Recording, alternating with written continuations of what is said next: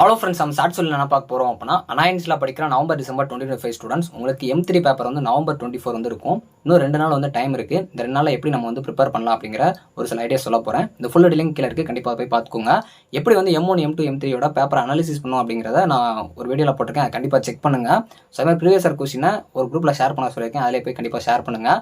அது உங்கள் ஜூனியர்ஸ்க்கு யூஸ்ஃபுல்லாக இருக்கும்.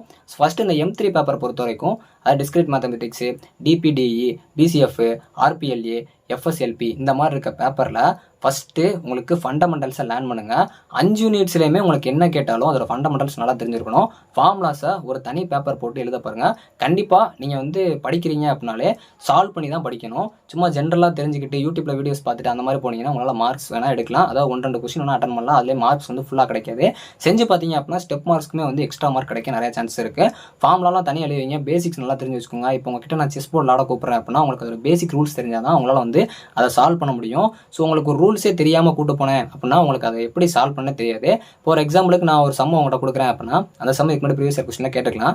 அதை எடுத்து ஃபஸ்ட்டே நீங்கள் சால்வ் பண்ணிட்டு இருக்கீங்க அப்படின்னா அது கஷ்டமான சம்ம கூட இருக்கலாம். உங்களுக்கு அது கஷ்டமான சம்முங்கிறது நீங்கள் அதோட பேசிக் தெரிஞ்சிருந்தால் தான் கஷ்டம் தெரியும். இல்லை நீங்கள் பார்ப்பீங்க இந்த டாபிக் பார்க்குறப்ப கஷ்டமாக இருக்குது அப்படின்னு சொல்லிட்டு அடுத்த கொஸ்டின் போவீங்க, அதுவும் இதே மாதிரி தான் இருக்கும். அப்போ ஒரு கொஸ்டின் வந்து ஃபஸ்ட்டு ஈஸி லெவலிருந்து ஹார்ட் லெவலுக்கு போனீங்கன்னா உங்களால் ஈஸியாக வந்து மார்க்ஸ் நல்லா எடுக்க முடியும். அதே மாதிரி நான் பாஸ் ஆகணும் அப்படின்னு நினைக்கிற ஸ்டூடெண்ட்ஸ் வந்து 3 யூனிட்டை நல்லா தரவு பண்ணிடுங்க. பேலன்ஸ் இருக்க 2 யூனிட்டை ஜஸ்ட்டு கவர் பண்ணிட்டு போயிருங்க. ஆனால் எந்த யூனிட்ஸும் அவாய்ட் பண்ணாங்க.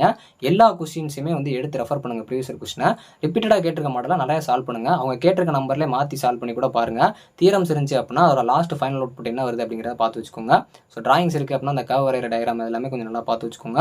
ஸோ மோஸ்ட்லி வந்து ஒரு ப்ரிப்பரேஷனுக்கு ஃபஸ்ட்டு ஒரு ஐடியா வச்சு படிங்க. 3 யூனிட்ஸை நல்லா கவர் பண்ணுற மாதிரி பாருங்கள். ஸோ எல்லா யூனிட்லையுமே லாஸ்ட் செகண்ட் ஹாஃபோட லாஸ்ட் டாப்பிக்கை நல்லா ஒர்க் அவுட் பண்ணி பாருங்க. மோஸ்ட்லி M3 பேப்பர் பொறுத்த வரைக்கும் லாஸ்ட் டாபிக் ரொம்ப ரொம்ப முக்கியமான ஒன்று.